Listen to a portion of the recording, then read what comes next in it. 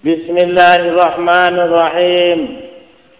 Bermula ketahui olehmu bahwa yang dikatakan sifat itu apa, Tuhan itu apa, zat itu apa, hamba itu apa, Muhammad itu apa, manusia itu apa.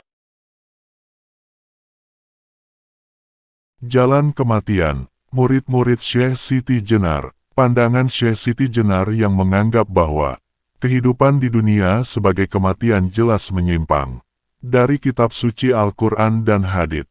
Begitupun juga hal ini bertentangan dengan Ijma 14 yang menjadi dasar hukum Kesultanan Demak dan agama Islam yang disebarkan oleh Wali Sanga. Sebagai wali tertinggi, Syekh Siti Jenar berpendapat bahwa kehidupan adalah bentuk dari surga dan neraka.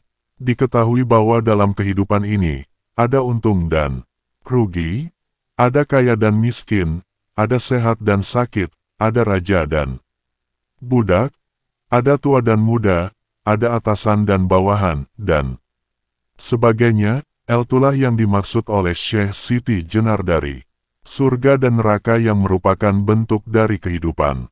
Menurutnya, pandangannya ini sesuai dengan dalil Syekh Ibrahim As-Samarkandi yang berbunyi, sesungguhnya orang mati itu menemukan jiwa dan raga serta memperoleh pahala surga dan neraka. Pandangan Syekh Siti Jenar tersebut disalahkan oleh Wali Sanga, sebab menurut mereka, Syekh Siti Jenar telah mengartikan dalil dengan asal-asalan, tidak melihat musabab turunnya dalil, serta hanya menggunakan akal pikiran. Meskipun demikian, Syekh Siti Jenar tetap berpendirian teguh pada pandangannya. Malah, sebaliknya, ia justru telah menilai salah Wali Sanga yang berpandangan bahwa sekarang adalah hidup sebenar-benarnya, sementara esok ketika ajal menjemput adalah kematian. Berdasarkan pandangan yang diyakininya itu, Syekh Siti Jenar menyucikan perangai serta menguasai ilmu-ilmu luhur untuk menyucikan jiwa. Syekh Siti Jenar memiliki beberapa murid yang memiliki kecerdasan luar biasa, di antaranya Ki Ageng Pengging, Ki Bisono, Ki Cantulo, dan Ki Pringgoboyo. Keempat murid Syekh Siti Jenar tersebut sangat paham tentang ajaran atau pandangan Syekh Siti Jenar. Maka dari itu, mereka sependapat dengan Syekh Siti Jenar bahwa kehidupan ini tak ubahnya seperti kematian, mengandung bentuk surga dan neraka. Ada sakit, ada sembuh, ada kaya, ada miskin, ada tua, ada muda, dan sebagainya. Mereka sudah membuktikannya dengan tanda-tanda yang banyak dan nyata. Maka, siang malam, mereka mengharap agar segera menemui ajal sehingga bisa menjalani kehidupan yang sebenar-benarnya, yang menurut mereka hanya bisa dijalani setelah kematian. Banyak di antara masyarakat awam yang berdatangan untuk memperoleh wejangan dari Syekh Siti Jenar. Rata-rata, tujuan pertama mereka setelah memperoleh wejangan adalah untuk mendapatkan ketenangan. Namun, kenyataannya, bukanlah ketenangan yang mereka dapatkan, melainkan kemerungsung baca ketidaktenangan dalam menjalani hidup. Ini karena pandangan Syekh Siti Jenar yang salah tentang kehidupan. Syekh Siti Jenar mengajarkan pandangan sufi yang menyimpang kepada semua orang yang datang kepadanya, tak terkecuali tua, muda, lelaki, atau perempuan, semua kebagian jatah pengajaran yang sama. Menurut sebuah buku berjudul Ajaran dan Jalan Kematian Syekh Siti Jenar, karya Dr. Abdul Munir Mulkan, ada beberapa hal yang diajarkan oleh Syekh Siti Jenar. Pertama, Syekh Siti Jenar mengajarkan tentang asal-usul kehidupan. Kedua, Syekh Siti Jenar mengajarkan tentang pintu kehidupan. Ketiga, Syekh Siti Jenar mengajarkan tentang tempat hidup kekal dan abadi. Keempat, Syekh Siti Jenar mengajarkan tentang alam kematian, yaitu alam yang sedang dijalani sekarang. Lebih jauh dari itu, mereka semua juga diberitahu tentang adanya yang maha luhur, yang menjadikan bumi dan angkasa ini. Semua orang yang menerima wejangan dari Syekh Siti Jenar akan mengalami perubahan pandangan kepercayaan. Dalam hidup mereka, pandangan kepercayaan itulah yang disebut-sebut oleh Wali Sanga sebagai kesesatan, yang pada akhirnya menjerumuskan mereka pada jalan kehidupan yang salah. Makanya, tidak heran bila banyak murid Syekh Siti Jenar yang melakukan bunuh diri dengan berbagai cara yang tragis karena sangat terpengaruh oleh wejangan Syekh Siti Jenar. Dalam sebuah literatur, disebutkan bahwa murid-murid Syekh Siti Jenar banyak melakukan bunuh diri dengan cara melakukan hal-hal yang menerjang peraturan, seperti mencuri, mengamuk di jalan-jalan atau desa-desa, menggoda orang, dan sebagainya agar mereka dihakimi oleh masyarakat seketika, sehingga mereka dapat pulang ke tempat kehidupan yang abadi. Mereka melakukan hal-hal tersebut bukan karena dasar keinginan mereka sendiri, melainkan karena rasa takut yang berlebihan dalam menjalani kehidupan. Sebab, mereka menjumpai banyak wujud neraka di dunia, seperti kesialan, kesakitan, duka nestapa, kemiskinan, dan sebagainya. Masyarakat yang melihat tingkah pola murid-murid Syekh Siti Jenar merasa heran bercampur rasa takut. Heran karena mereka melihat perilaku yang tidak wajar dari seorang manusia, dan takut bila mana mereka terkena imbas dari perilaku manusia yang tidak wajar itu. Dari sinilah, kabar keberadaan mereka yang bertingkah pola tidak wajar mulai tersebar, hingga akhirnya sampai ke Istana Kesultanan Demak Bintoro. Raden Patah yang mendengar kabar tersebut menjadi gelisah, khawatir bila mana rakyatnya terus-menerus terhasut dan menjadi korban dari ajaran Sufi Syekh Siti Jenar yang menyimpang. Setelah menerima kabar ini, Raden Patah segera memerintahkan prajuritnya untuk menangkap semua murid Syekh Siti Jenar. Setelah sebagian dari mereka ditangkap, mereka dimasukkan ke penjara. Namun, anehnya, di dalam penjara, mereka juga berperilaku yang tidak wajar, sehingga semuanya saling membunuh. Padahal, sebab perkaranya belum diketahui oleh pihak Pengadilan Kesultanan Demak Bintoro. Karena itu, Raden Patah memerintahkan prajuritnya lagi untuk mencari dan menangkap murid-murid Syekh Siti Jenar. Beberapa hari kemudian, kebetulan terdapat 3 murid Syekh Siti Jenar yang berperilaku tidak wajar. Mereka membuat keonaran yang tidak keruan di rumah penduduk desa.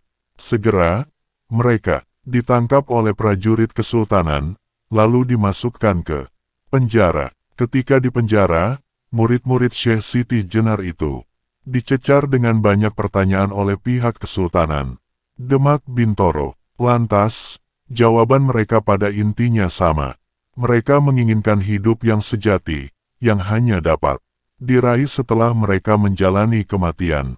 Mereka tidak tahan menjalani kehidupan di dunia karena kehidupan tersebut tak ubahnya kematian. Mereka melihat neraka, serta bangkai-bangkai yang bertebaran ke sana kemari.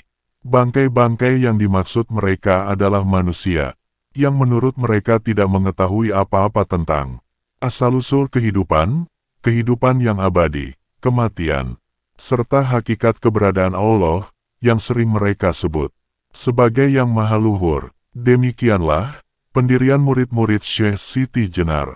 Sangat teguh, sama seperti gurunya. Mereka tidak mudah ditaklukkan, bahkan tidak menghiraukan nasihat Raden Patah sedikit pun. Mereka telah terpengaruh oleh wejangan Syekh Siti Jenar. Semakin hari, semakin bertambah banyak orang yang tersesat akibat wejangan Syekh Siti Jenar. Di Kesultanan Demak Bintoro, setiap hari mendapatkan berita baru bahwa di desa-desa luar daerah kadipaten, orang-orang berperilaku tidak wajar. Mereka mengamuk, berbuat onar, melanggar peraturan, dan merusak rumah-rumah penduduk. Mereka ingin mati seperti teman-teman mereka yang lain, yang sudah dahulu dikeroyok oleh orang atau saling bunuh diri. Mereka adalah murid Syekh Siti Jenar, yang dihinggapi ketakutan yang mendalam. Wacana pemanggilan Syekh Siti Jenar ke Masjid Demak Raden Patah berembuk dengan Patih Dian Dipati Wassalam beserta petinggi kesultanan lain untuk menghentikan ajaran Syekh Siti Jenar yang menyesatkan. Kemudian, diutuslah beberapa patih yang pantas dijadikan telik sandi untuk mencari tahu atau menyelidiki secara lebih dalam mengenai seluk-beluk ajaran Syekh Siti Jenar. Segera, mereka berangkat ke desa Krendasawa, tempat Syekh Siti Jenar mengajarkan pandangan sufinya yang menyimpang kepada banyak orang. Sesampainya di tempat tujuan, para patih tersebut bergabung dengan murid-murid Syekh Siti Jenar yang saat itu sedang tenang menyimak ajaran Syekh Siti Jenar. Syekh Siti Jenar tidak mengetahui bahwa ternyata ada telik sandi Kesultanan Demak Bintoro yang ikut bergabung mendengarkan ajarannya. Sebaliknya, ia tetap mengajarkan ilmunya tanpa tebang pilih. Setelah dirasa mendapatkan pemahaman yang jelas, kembalilah para patih itu ke Kesultanan Demak Bintoro. Setiba di Kesultanan Demak Bintoro, segera para patih itu menghadap Raden Patah yang sudah lama menunggu kedatangan mereka. Mereka melaporkan sesuatu yang mereka lihat, dengar, dan ketahui tentang wejangan Syekh Siti Jenar, dari mulai duduk di tempat pengajaran hingga akhir kepulangan. Murid-murid Syekh Siti Jenar yang belajar di sana pun tidak luput dari laporan mereka. Raden Patah sangat heran mendengarkan cerita para patih itu. Kemudian ia memanggil Patih Dian Dipati Wassalam untuk dimintai pertimbangan. Raden Patah mengusulkan kebijakannya untuk menjemput paksa dan atau memberantas Syekh Siti Jenar jika ia tidak menghentikan ajarannya. Namun, kebijakan itu dinilai kurang baik oleh Patih Dian Dipati Wassalam. Sebab, Syekh Siti Jenar mendapat sebutan wali tertinggi, dan dahulu pernah menjabat sebagai pimpinan para wali. Lalu, Patih Dian Dipati Wassalam mengusulkan pendapatnya agar Raden Patah menyerahkan urusan Syekh Siti Jenar kepada Wali Sanga. Raden Patah menyetujuinya. Lalu, segeralah ia pergi ke masjid untuk bertemu dengan Wali Sanga. Tidak lama kemudian, Raden Patah sudah sampai di masjid dan disambut oleh Wali Sanga dengan penuh penghormatan. Salah seorang anggota Wali Sanga, Sunan Bonang, sepertinya sudah menangkap bahwa kedatangan Raden Patah ke masjid adalah untuk membicarakan sesuatu hal yang amat penting. Karena itu, ia mengajak Raden Patah beserta para wali yang lain untuk duduk bersama di tengah masjid, tepatnya di depan tempat imam. Kemudian, Raden Patah menceritakan tentang rakyatnya yang bertingkah pola tidak wajar setelah menjadi murid Syekh Siti Jenar. Mereka melanggar peraturan hukum Kesultanan Demak Bintoro, menerjang rambu-rambu agama, berbuat onar dan merusak ketenteraman sesama penduduk, mencemooh agama Allah dan Rasul-Nya, dan secara tidak langsung mereka merendahkan martabat Kesultanan Demak Bintoro. Kesultanan Demak Bintoro, yang pada mulanya tenteram dan aman menjadi terganggu. Banyak penduduk yang melaporkan berita ini ke istana, bahwa mereka menjadi heran dan sangat ketakutan melihat tingkah pola murid-murid Syekh Siti Jenar yang tidak wajar. Murid-murid Syekh Siti Jenar bertingkah pola seperti itu adalah tak lain agar mereka dikeroyok dan dibunuh. Bagi mereka, mati adalah tujuan utama. Mati adalah jalan untuk menuju kehidupan yang abadi dan sebenar-benarnya. Beberapa di antara mereka ada yang ditangkap oleh prajurit kesultanan, lalu dimasukkan ke penjara. Namun, di penjara, mereka melakukan bunuh diri, dan ada yang saling membunuh dengan teman-temannya. Selain dari mereka, ada 3 orang yang diperiksa perkaranya. Setelah ditanya dengan berbagai pertanyaan, mereka mengatakan bahwa yang mereka lakukan adalah mencari kehidupan. Bagi mereka, hidup di dunia adalah kematian. Oleh karena itu, mereka melakukan berbagai cara untuk bisa mati. Sebab, kematian adalah awal dari kehidupan yang abadi. Dan sebenar-benarnya, setelah berpanjang lebar menceritakan murid-murid Syekh Siti Jenar tersebut, Raden Patah menyatakan bahwa semua kejadian tersebut tak lain adalah disebabkan oleh Syekh Siti Jenar yang telah menyebarkan pandangan sufi yang menyimpang. Kemudian, Raden Patah meminta pendapat Wali Sanga tentang hal terbaik yang harus dilakukan untuk menindak Syekh Siti Jenar. Sunan Bonang menyatakan pendapatnya bahwa semua itu biarlah Wali Sanga yang membahas dan memutuskan. Sebab, Syekh Siti Jenar sudah menjadi waliullah tertinggi dan sangat cerdas. Dari sinilah, kemudian muncul wacana untuk memanggil Syekh Siti Jenar ke Masjid Demak. Syekh Siti Jenar dipanggil oleh Wali Sanga ke Masjid Demak. Setelah mengadakan rapat tertutup di Masjid Demak, Wali Sanga akhirnya memutuskan untuk mengirimkan 2 orang guna memanggil Syekh Siti Jenar ke Masjid Demak. 2 orang yang dimaksud adalah Pangeran Bayat dan Syekh Dumbo, yang keduanya tak lain adalah murid Sunan Kalijaga. Setelah mereka mendapatkan pesan dari Sunan Bonang, berangkatlah mereka menuju desa Krendasawa. Selang perjalanan selama setengah hari, tibalah mereka di halaman rumah Syekh Siti Jenar. Pangeran Bayat dan Syekh Dumbo yang melihat Syekh Siti Jenar sedang mengajarkan pandangan sufi kepada muridnya, mengucapkan salam beberapa kali, namun tidak dijawab sekalipun oleh Syekh Siti Jenar. Maka, mereka terpaksa menunggu di halaman rumah sampai akhirnya Syekh Siti Jenar selesai mengajar. Selesai mengajar, Pangeran Bayat dan Syekh Dumbo langsung menemui Syekh Siti Jenar yang masih duduk di tempat pengajarannya. Terkejutlah Syekh Siti Jenar melihat kedatangan mereka berdua. Pangeran Bayat bersuara cukup keras menyampaikan maksud dan tujuannya datang kepada Syekh Siti Jenar bahwa tak lain adalah untuk memanggil Syekh Siti Jenar agar datang ke Masjid Demak untuk mempertanggungjawabkan perbuatannya. Syekh Siti Jenar menolak dengan perkataan yang congak. Menurutnya, meskipun ia dipanggil oleh 100 wali sekalipun, ia tidak akan sudi datang ke Masjid Demak.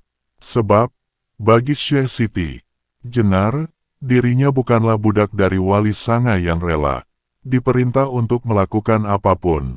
Syekh Siti Jenar juga mengatakan bahwa Wali Sanga tak ubahnya seperti bangkai yang berserakan, namun hidup di dunia. Lebih dari itu, ia juga mengaku dirinya sebagai Allah yang memiliki langit dan bumi sekaligus isinya. Lalu, Syekh Siti Jenar menjelaskan sedikit tentang asal-usul kejadian alam, yang tak lain dulunya adalah kosong sebelum manusia hidup di alam kematian. Lantas, Syekh Siti Jenar menjelek-jelekkan Wali Sanga dengan mengatakan bahwa Wali Sanga tidak mengakui diri mereka sebagai bangkai, namun mereka tetap mengatakan dekat dengan Allah. Mereka menipu banyak orang dengan berkedok menyebarkan agama, mengajarkan ilmu-ilmu agama, menyuruh para santri dan masyarakat agar bersembahyang di Masjid Demak, yang mereka katakan sebagai rumah Allah. Semua itu disebut sebagai kebohongan belaka dan tiada dalilnya oleh Syekh Siti Jenar. Syekh Siti Jenar juga mengatakan bahwa dahulu ia juga sempat mengikuti anjuran wali untuk salat di Masjid Demak, tetapi hingga sekarang ia sangat menyesal, sebab dari salat tersebut, ia tidak kunjung dapat bermakrifat kepada Allah. Selanjutnya, Syekh Siti Jenar menyebut dirinya sebagai Allah. Ia mengatakan bahwa dirinya adalah tempat Allah bersemayam. Allah menyatu atau melebur dengannya di alam kematian. Namun, kelak ketika ia sudah berada di kehidupan yang abadi atau sebenar-benarnya, Allah tidak lagi bersemayam di dalam dirinya, karena kelak ia akan hidup sendiri, tanpa Allah yang banyak orang menyebutnya sebagai Khalik. Adapun yang hidup kelak, hanyalah Syekh Siti Jenar sendiri, dan para muridnya yang mengikuti ajarannya. Mereka hidup langgeng tanpa pernah menjumpai kepahitan yang dinilai sebagai wujud neraka, sebagaimana yang sering dijumpai di alam kematian ini. Hanya nikmatlah yang akan mereka rasakan kelak. Itulah sebabnya, Ia tidak tahan hidup di alam kematian ini. Ia sangat menderita, merasakan susah dan kesedihan yang mendalam. Ia ingin kembali ke alam kehidupan, alam tempatnya dahulu sebelum dilahirkan, juga tempatnya kelak ketika sudah meninggal. Setengah mencemooh, Syekh Siti Jenar kembali melanjutkan perkataannya. Ia mengatakan bahwa jika Pangeran Bayat dan Syekh Dumbo tidak mengerti yang dikatakannya tadi, mereka akan tetap tersesat di dunia. Tentu saja, seperti halnya mereka senang dalam menjalani hidup di alam kematian ini, yang di sini semuanya serba ada, surga dan neraka serba tampak. Semuanya disajikan, dan manusia hanya tinggal memilih yang disukainya. Syekh Siti Jenar kembali mencemooh bahwa Pangeran Bayat dan Syekh Dumbo memiliki perangai yang tidak terpuji, hati yang kotor, menyesatkan masyarakat, dan menipu para penduduk desa. Pagi hingga sore hari, mereka bersembah sujud agar mendapatkan ganjaran di akhirat. Malam hari, mereka berzikir agar hati menjadi tenang. Namun, mereka tidak menyadari bahwa sesungguhnya mereka hidup di alam kematian yang tertutup oleh kehidupan duniawi ini. Tanpa berhenti, Syekh Siti Jenar terus melanjutkan perkataannya. Dalam perkataannya itu, ia mengatakan bahwa Pangeran Bayat dan Syekh Dumbo tidak menyadari bahwa raga mereka berbentuk daging, tulang, sumsum, dan otot yang tiada lain berasal dari air yang keji, sperma. Mereka tidak mungkin dapat memperbaiki asal-usulnya itu, meskipun salat malam 1000 rakaat sehari. Setelah mati, raga mereka pun akan berubah menjadi debu, karena sesungguhnya mereka berasal dari debu. Lantas, Syekh Siti Jenar memperingatkan Pangeran Bayat dan Syekh Dumbo agar jangan suka mengganggu urusan orang. Sebab, Syekh Siti Jenar adalah orang bijaksana yang memiliki urusan jauh lebih penting ketimbang meladeni mereka berdua. Syekh Siti Jenar kembali mengatakan bahwa guru Pangeran Bayat dan Syekh Dumbo, Wali Sanga, itu sebenarnya jahat dan suka menipu banyak orang. Mereka berkedok penyebar agama Islam, tetapi nyatanya belum pernah melihat Allah. Jangankan Allah, malaikat saja belum pernah mereka lihat, bahkan tidak pernah melihat malaikat yang memiliki kedudukan paling rendah pun di antara malaikat-malaikat yang lain. Kemanapun mereka mencari Allah, mereka tidak akan menemukan. Akhirnya, mereka menyembah budi yang mengangankan wujud Allah. Terkejutlah Syekh Dumbo. Kemudian, ia mengutarakan pendapatnya dengan mengatakan bahwa sesuatu yang diucapkan oleh Syekh Siti Jenar adalah salah dan sangat menyimpang jauh dari kitab suci Al-Quran dan hadits. Selain itu, pendapat Syekh Siti Jenar juga bertentangan dengan ijma dan qiyas para wali.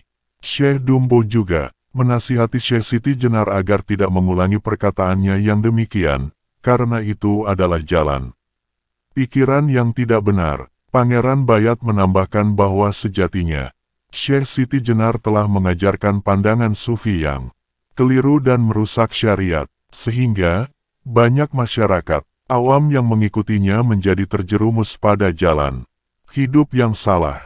Mereka menyebut dunia sebagai alam kematian, sedangkan akhirat sebagai alam kehidupan. Dalam kehidupan dunia, ada surga dan neraka, sedangkan di akhirat hanya terdapat surga dan tidak terdapat neraka. Kemudian, Pangeran Bayat bertanya tentang pedoman. Syekh Siti Jenar mengajarkan pandangan sufinya yang meni satu empang. Syekh Siti Jenar tertawa mendengar pertanyaan Pangeran Bayat. Kemudian, ia justru bertanya balik tentang kemampuan guru Pangeran Bayat, Wali Sanga, dalam mendalami ilmu tafsir. Menurut Syekh Siti Jenar, Wali Sanga kurang becus mempelajari ilmu tafsir.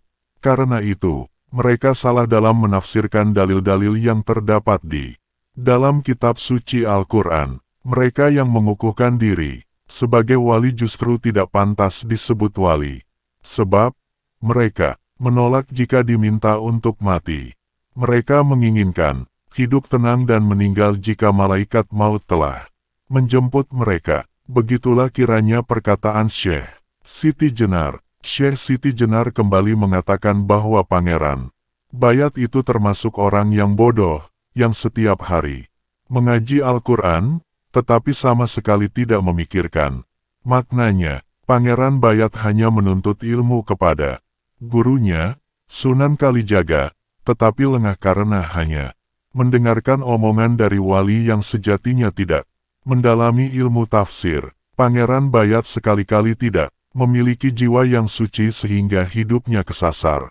Kalau sudah demikian halnya, sampai kapanpun, Pangeran Bayat akan menjadi orang yang terbelenggu dengan urusan duniawiyah, berperilaku layaknya wali atau orang suci, tetapi hidupnya sungguh kesasar, tidak sesuai dengan tafsir, dalil-dalil yang tersebut di dalam Al-Quran. Kemudian, Syekh Siti Jenar juga mengatakan bahwa pedomannya mengajarkan pandangan sufi adalah kitab suci Al-Quran, atau yang lebih sering disebutnya dengan nama Mushaf. Syekh Siti Jenar menyebutkan sebuah dalil, Hayun daim layamutu abadan, hidup tidak kenal mati, langgeng untuk selama-lamanya. Kemudian, ia menafsirkan bahwa hidup yang abadi klan sebenar-benarnya bukanlah di dunia ini. Sebab, jika ada, pastilah manusia semua tidak akan mati, melainkan hidup untuk selama-lamanya. Sedangkan, di alam kubur, manusia memperoleh awak atau jasad. Karena itu, mereka akan merasakan manis klan pahitnya surga klan neraka. Syekh Siti Jenar menegaskan bahwa alam kubur itulah yang sekarang dihuni manusia, yakni alam dunia ini yang tak lain adalah alam kematian. Kemudian, Pangeran Bayat dan Syekh Dumbo bertanya mengenai keberadaan surga dan neraka untuk disampaikan nantinya kepada Wali Sanga. Syekh Siti Jenar menjelaskan bahwa surga dan neraka itu berasal dari kejadian. Ia menegaskan bahwa surga dan neraka sekarang sudah terlihat, keduanya terbentuk oleh kejadian, sama seperti wujud manusia yang terbentuk dari kejadian. Lalu, Syekh Siti Jenar memberikan gambaran tentang surga dan neraka. Ia menceritakan kisah budak yang bahagia sebagai gambar surga, dan menceritakan kisah raja yang gelisah atau sedih sebagai gambar neraka.